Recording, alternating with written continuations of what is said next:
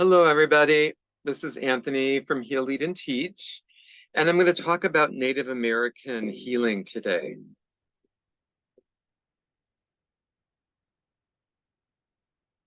Yeah, I know you've seen it up there if anybody's looking at this, Native American healing and journey.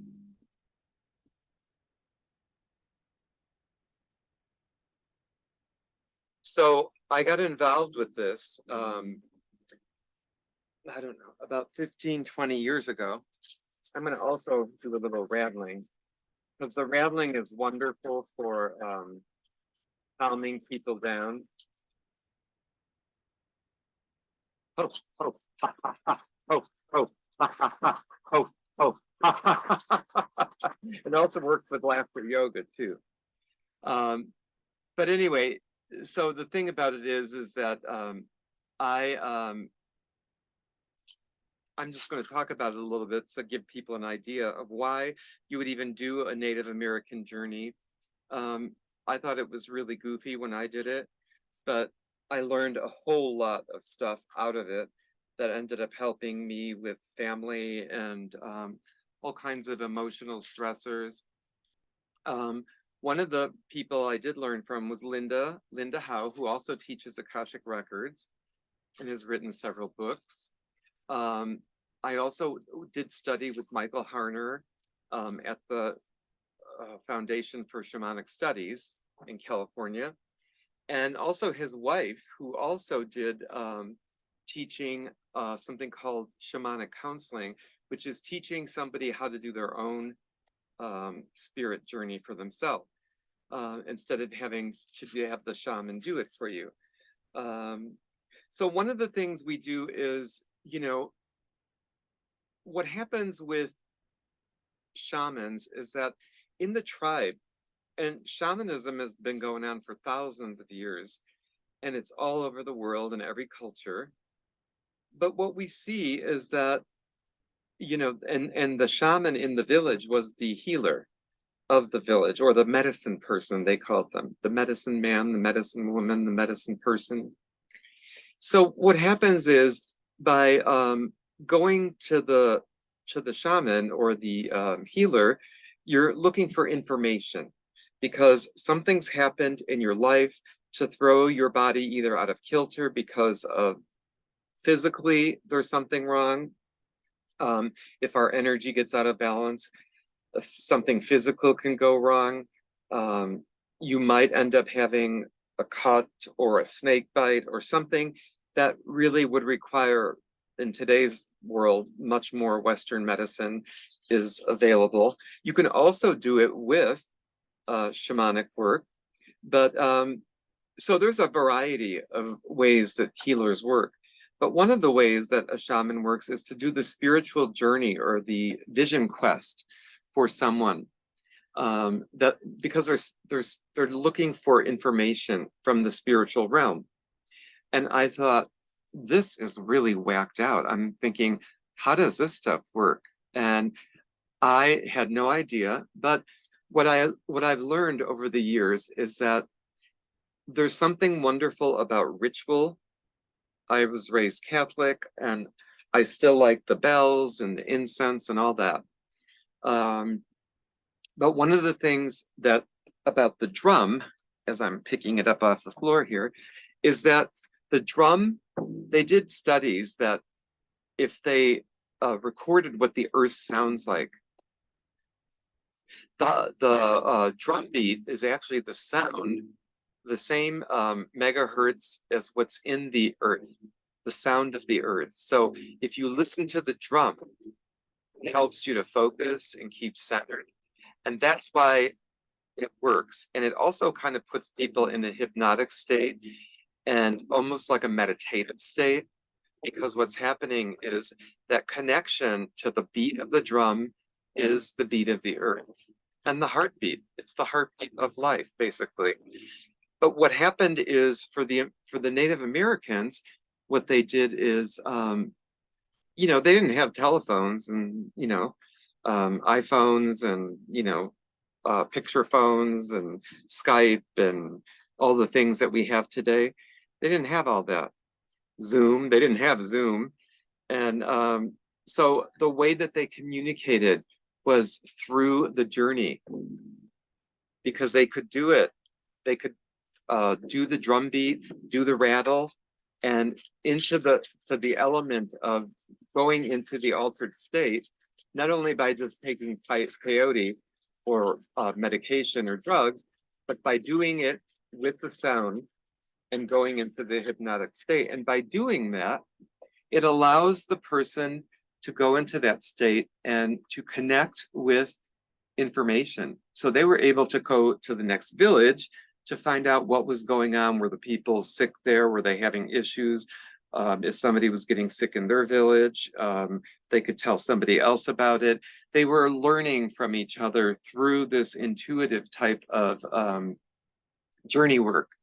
So it's very powerful, and it has a lot of, it still works, actually. It works today in today's world. It still can be used.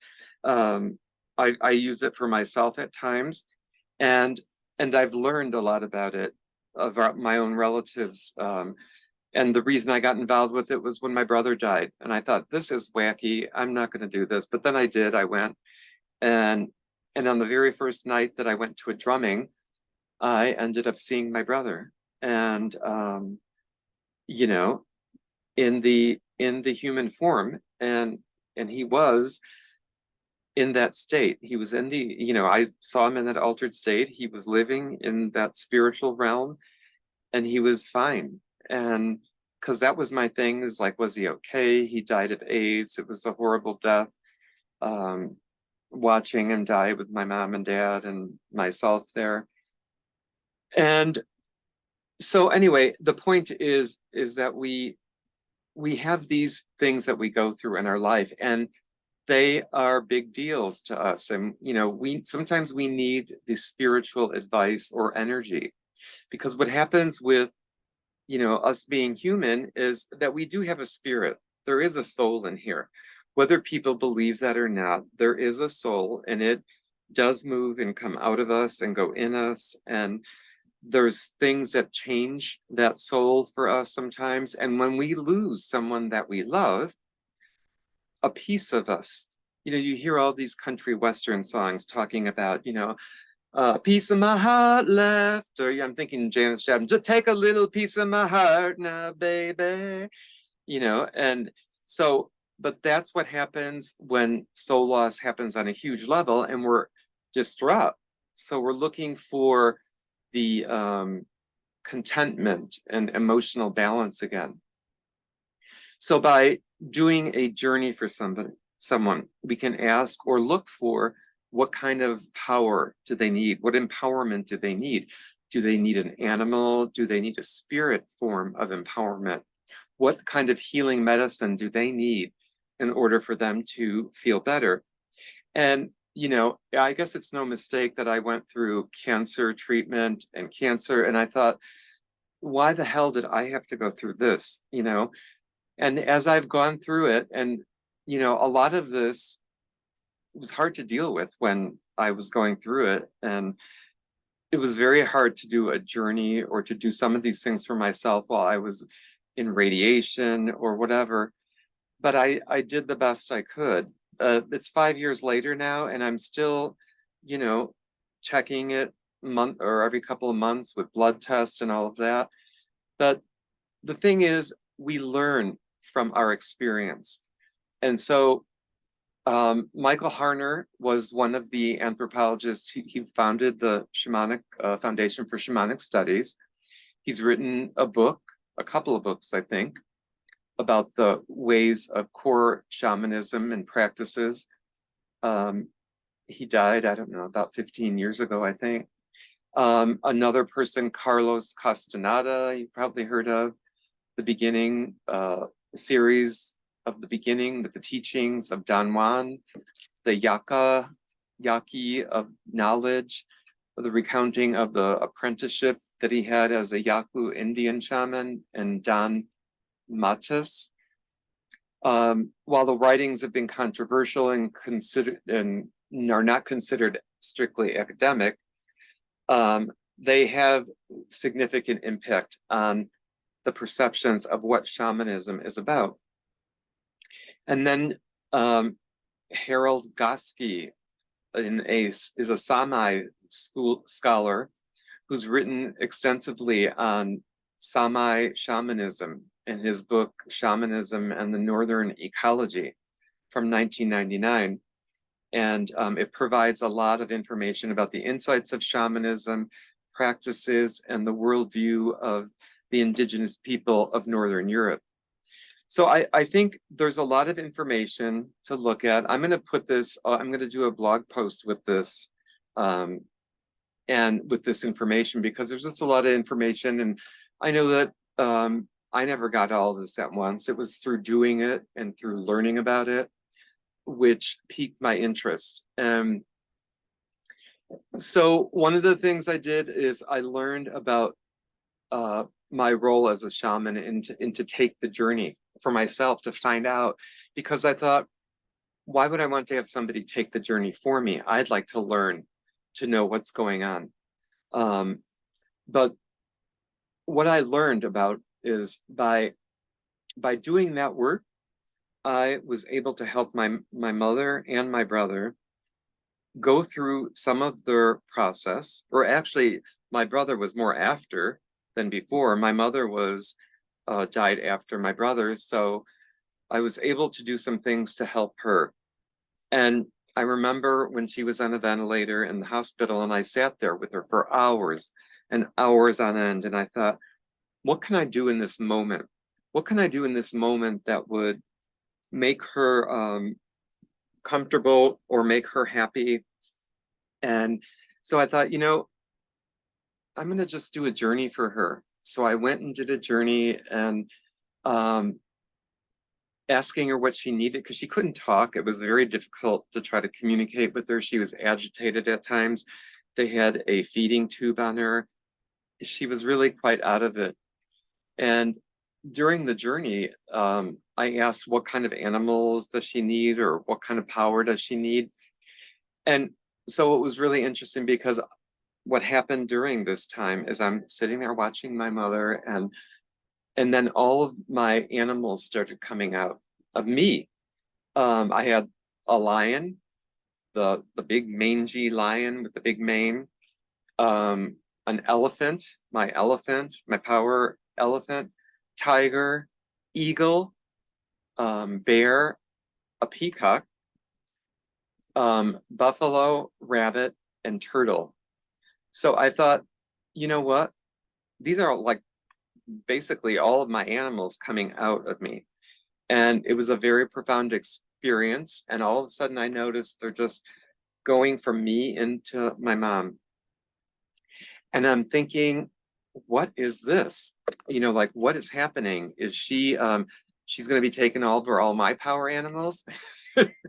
And then what's happening to me? Anyway, so a few days later, I went back in the room and just watching her, and I thought, I'm going to just sit here and see what happens. And watching her, and then all of a sudden drifting into a journey, and started to feel the all of the animals that I had given her for power. And I thought she was even breathing better after that. But after all of that power that she was able to absorb, whatever she got, and it started to come back into me, back into my heart as I'm sitting there. And I'm thinking, then I kind of got it, that the animals could no longer help her. They could no longer empower her, because her body was not able to be healed anymore. She was like 400 pounds overweight, or she had 400 pounds of water on her. I think she originally had 500. They took 100 pounds off of her. So she had a lot of multiple comorbidities. And at the time, I wasn't a nurse at the time, so I knew there was a lot of issues there, but I didn't know what they all were. But what it affirmed to me is that, you could be there with a loved one while they're actually actively dying, and actually kind of bring them comfort in some way. Because by doing that journey for her allowed me to feel useful, and also know that maybe she got some comfort out of that, or she learned something about me, or there was an exchange of energy there.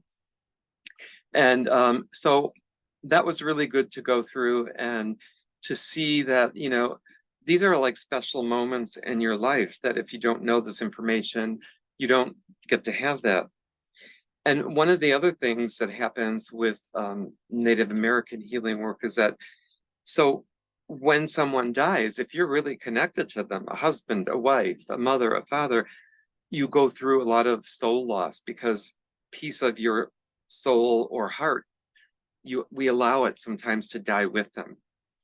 And so that is important to also understand, and to know that, you know, that soul loss, or that sense of mourning that we're going through, you know, it will come back to us, but sometimes we have to go through our own healing and allow that to happen, or be re-empowered either by spirit or by something we've done or what we've learned from it. But for me, and also I remember the weekend that my mother died, and we had the funeral and everything, and I went to my friend Miralee up in Indiana, because I lived in Chicago. And I spent a whole weekend with her doing healing work. And, you know, I felt really guilty, because on the way home, I was going back to Chicago on the train, and I thought, I don't feel sad. I don't feel, I don't feel sadness. I don't feel that grief the way I thought I would feel it. And I just didn't feel it, because we did so much work and healing around my mother dying and letting go and all of that. I even did a Native American, I did drumming at her casket before the funeral started, or the wake. And yeah, my brother was like, "What the hell are you doing?" I said, "I'm doing my ritual."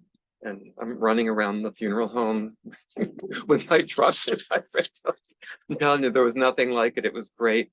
And I felt so empowered after that. It was very different, and I did not feel sad, and did not have a lot of grief over it.